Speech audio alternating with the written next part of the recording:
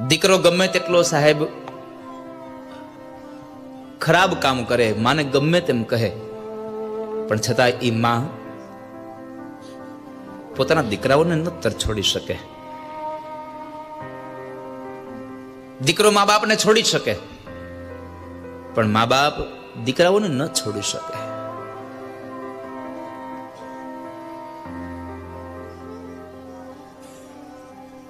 અત્યારે સમયાંતર એવો આવી ગયો છે, આ કલીના કાળમાં વૃદ્ધાશ્રમોની કેટલી બધી સંખ્યા વધતી જાય છે. મા બાપ બે જ વખત દુખી થાય છે જિંદગીમાં. એક દીકરી ઘર છોડે ત્યારે.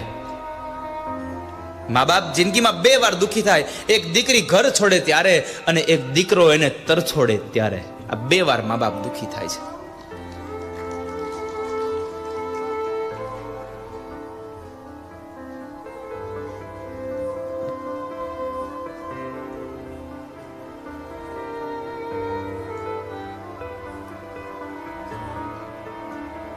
અત્યારના તમામ યુવાનોને પ્રાર્થના કરું છું, બાપ મા બાપનું જતન કરજો. એને કેટલા કેટલા સ્વપ્નાઓ આપણી પર સેવ્યા હોય છે. આપણી ખુશી માટે થઈ અને પોતાની જિંદગીના તમામ સ્વપ્નાઓને એને એક પાંજરામાં કેદ કરી દીધા હોય છે. એને ખુશ કરજો, એને રાજી રાખજો.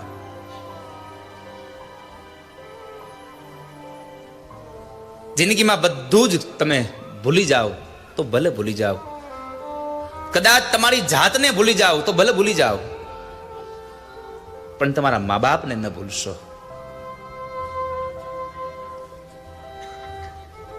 અને હું ભરોસા સાથે કહું છું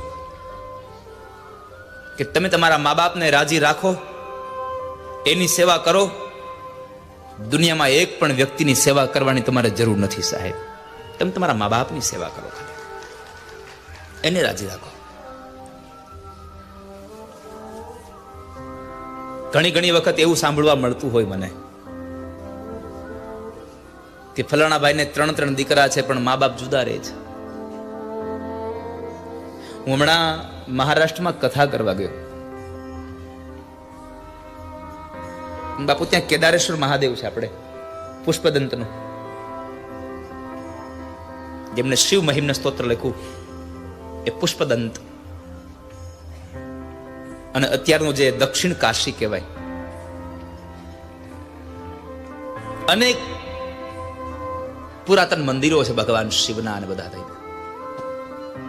તો ત્યાં કેદારેશ્વર મહાદેવ અને એ મંદિરે મેં એક દ્રશ્ય જોયું બાપુ. વૃદ્ધો બધા મંજીરા અને કરતાલો લઈ અને ભગવાનના નામની અખંડ ધૂન ગાતા હતા. એટલે મેં વળી એમને આમ સહજતાથી ત્યાંના મારા આયોજકો સાથે હતા એટલે મેં વાત કરી, બહુ સારું કે મેં કીધું વડીલો અહીંયા આટલી અખંડ ધૂન હકાવે. એક વ્યક્તિએ મને કીધું, દાદા આ બિચારાઓ બધા પોતાની નોકરી કરે છે. હું તો વિચારવા પડી ગયો, નોકરી છે ને? તો કહે છે કે જેના દીકરાઓએ મા બાપને કાઢી મૂક્યા છે ને એને અહીંયા અમે રાખીએ છીએ અને અખંડ ધૂન હાલે છે. બધાયનો વારો હોય છે 3 કલાક ધૂનમાં આવવાનો.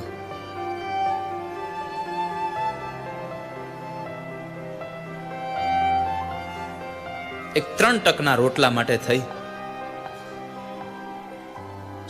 શું લઈ જાય બીજું મા બાપ તમારી પાસેથી?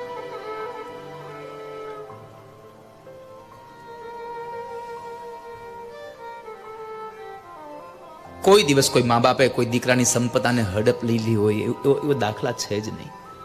પોતાની સંપદા પોતાના દીકરાને આપી દે છે, બધું આપી દે છે.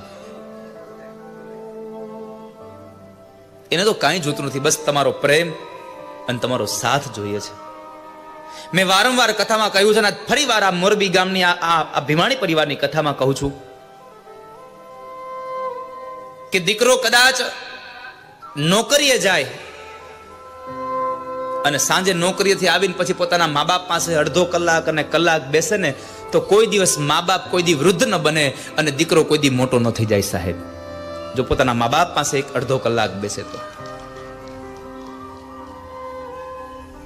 મા બાપને ખાલી એટલું પૂછજો કે તમારી જરૂરિયાતમાં કઈ ઓછું તો નથી રહેતું ને? તમારી પાસે કશું નહીં માગે કોઈ દિવસ, બધું તમને આપી દેશે.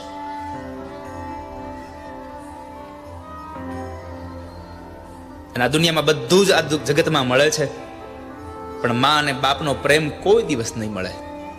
જેટલું ઊંચું સ્થાન માનું છે એટલું જ ઊંચું સ્થાન બાપનું પણ છે સાહેબ. બાપ પણ એટલો જ ઊંચો છે. દિવાળીનો તહેવાર આવે, પરિસ્થિતિ ખરાબ હોય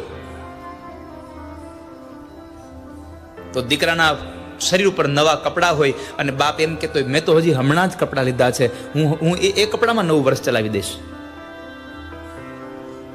દીકરાના પગની અંદર નવા ચપ્પલ પહેરાવરાવે અને પોતાના બૂટની અંદર તૂટી ગયેલી સખ્તળી પણ ન નખાવે અને છતાં પણ પોતાનું નવું વર્ષ પસાર કરી દે. સમજો, આ પાત્ર બીજું કોઈ નહીં હોય, આ જગતનો એક દીકરાનો બાપ હશે. પોતાની તમામ સુખની સમૃદ્ધિઓને છોડી અને પોતાના સંતાનોને સુખી કરે છે.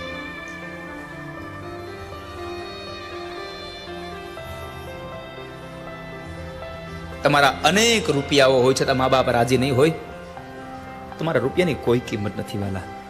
એટલે મેં ગઈકાલે પણ કહ્યું હતું, ફરી વાર દોહરાવું છું કે ભીમાણી પરિવારને ગમે તેટલી મોટી સંપદા મળી છે, પણ એ સંપદામાં કદાચ આ દુનિયા રાજી થઈ હશે, ગમે તે થયા હશે, પણ આજે અંતરિક્ષમાં રહેલો એ સ્વર્ગસ્થ બાબુભાઈનો આત્મા અને અહીંયા બેઠેલી એ માની છાતી આજ ગજગજ ફૂલતી હશે કે આજે અમારા દીકરાઓએ અમારી પાછળ આ સુંદર કાર્ય કર્યું છે.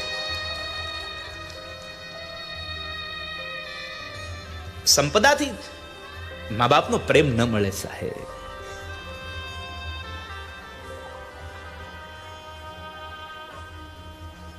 એટલે અમારો પુનિત મહારાજ અંતિમ પંક્તિમાં એક વાક્ય લખે છે,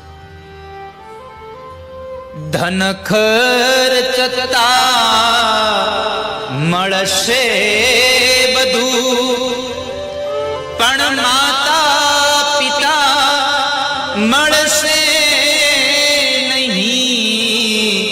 ધન ખર્ચતા મળશે બધું, માતા પિતા મળશે નહીં. ધન ખર્ચતા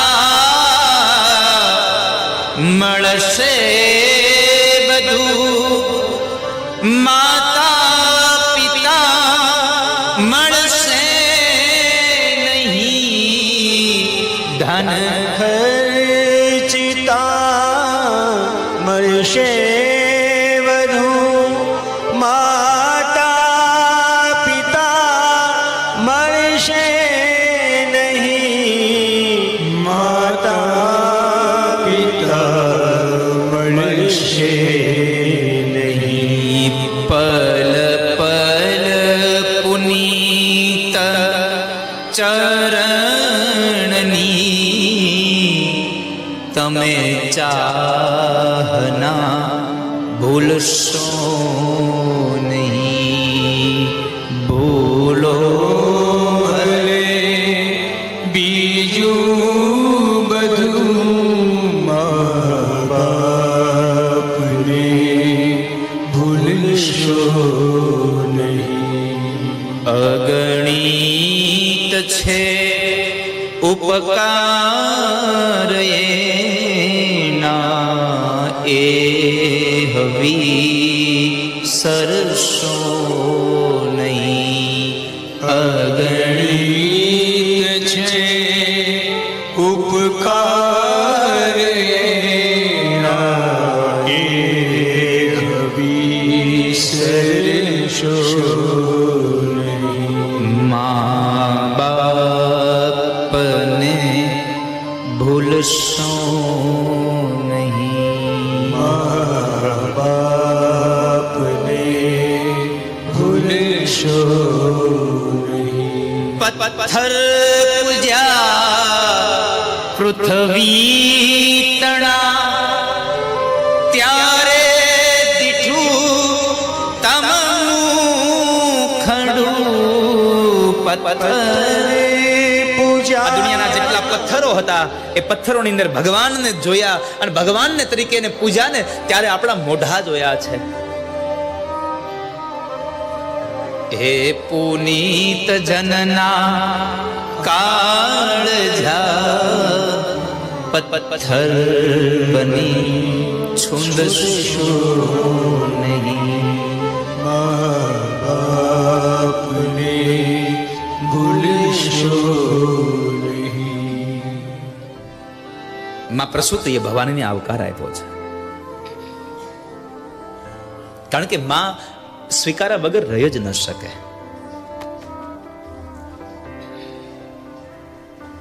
મોઢેથી બોલું માં મને હાચે બાળપણ સાંભળે, પછી મોટપની બધી મજા કડવી લાગે કાગડા.